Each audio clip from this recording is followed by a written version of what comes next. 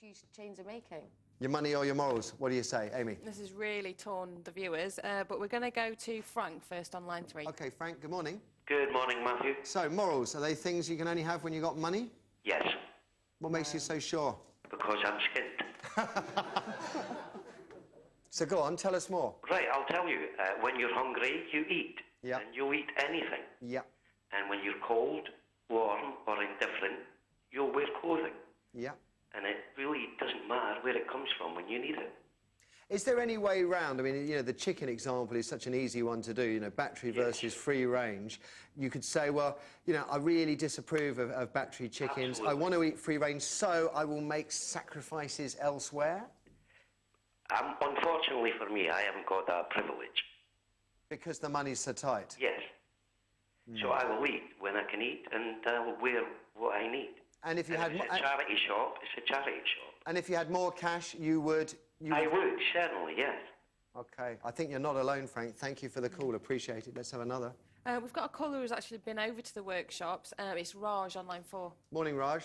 Hiya. Hi there. What do you think, sir? I was like born over there, and I came over here when I was 12. My mum, she's English as well. And I've seen the sweatshops and everything, you know, when I was over there. And people forget that over there it's not like how it is in England. That's right. Like in England, if you've got a child, you know, that's working, you've got so much support group, like social workers, things like that. £200 for Gordon Brown if you can feed them properly, for example, yeah. Yeah, but in India, people that are working, you know, over there, if they don't do that, there's not that much things out there for them. They're either going to starve or they're just going to get preyed upon by there's so many other people, you know, that's going to prey upon them. But Raj, you know, you can balance that out, because I've also gone to India a lot, and it's very clear that there are profits being made across the board. The growth of the middle class, or an upper middle class in India, it's extraordinary.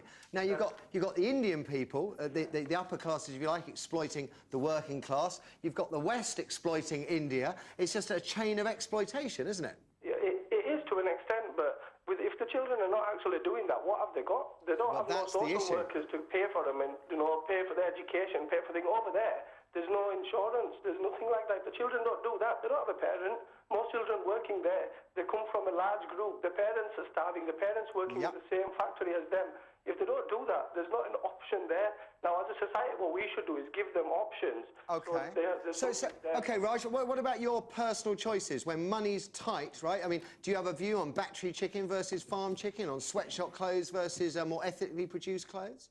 I think that, you know, if you've got the money to, you know, help the environment and, you know, if you've got morals to do it, fair enough. But if you're morals in the corner, you've got no choice. Morals come with money. Raj, thank you for the call. We'll get another. Yeah, we're going to go to Jackie on line 2. Say again, hon? Jackie on line 2. Jackie, good morning. Morning, Jackie. Morning, Matthew. Oh, what do you think? Morals and money, do they go together? Well, I don't think you can divide them. I mean, I personally would prefer not to buy clothes for my children that have come out of the shop you've just mentioned. Yeah. But my way of looking at it, if there's a child over in India that's getting a meal at the end of the day because she goes home and she sits down and helps her mum sew a few sequins on, I know it's not as basic as that. It's actually significantly more basic than that. She's not helping mum sew on a few sequins. They'll be working in a shop maybe 12 hours a day, earning less than £1, with very great difficulty getting out and going to see doctors or getting any kind of education. I've been to parts of India where they say, the big companies say, well, it's OK, there's a school in every village. There is a school in every village, but there's no qualified teacher in the school. It's just a pointless exercise. But the question is, yourself, if money's tight, do your morals go out the window? You would buy the food you need to feed your children? Yes. You wouldn't care whether it was battery or organic. If you needed a feed. Not as a parent, no. Yeah. But if I wasn't a parent and I'd look at the people that are working in the shops you've just mentioned. A lot of them come from India or are Indian descent. Yeah. So you think to yourself, well, how could I stand back and say, well, no, my children can't buy that £5 pair of jeans? But that person must have aunts and uncles or cousins living in India, and they're working, they're getting the wages. Yeah, but then again, but should we in 21st century Britain, you couldn't buy a pair of jeans for £5 brand new 10 years ago, and now you can. So, you know, we used to pay 20, 30... I can remember when jeans were 20 quid, then they were 30 quid, then they were 40, then they were 50 and 60. And now you can... and now you can buy them for a £5. Well, maybe they shouldn't be bought for a £5. You know, maybe there should be a minimum of £10, and a £5 should go to the child that sewed them together. Yeah, but there's so many people people trying to do good by telling us about the slave labour laws and everything else. It's like coffee. I love coffee, but a lot of children in Africa are living in poverty and are slaves on the farms. But you still drink coffee. And the fair trade...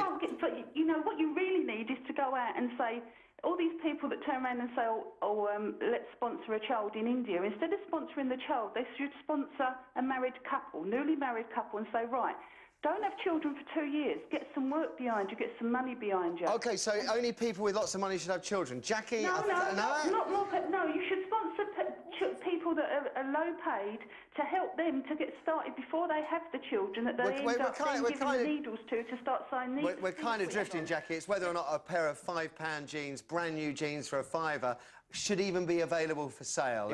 If you buy a pair of £5 jeans, you know it's been made in a sweatshop. And the companies, you know, think a £5 pair of jeans, make it a £10. It just make it £10. You know, and I think the argument that they're going to work there anyway, of course they are, but pay them properly. That's the point.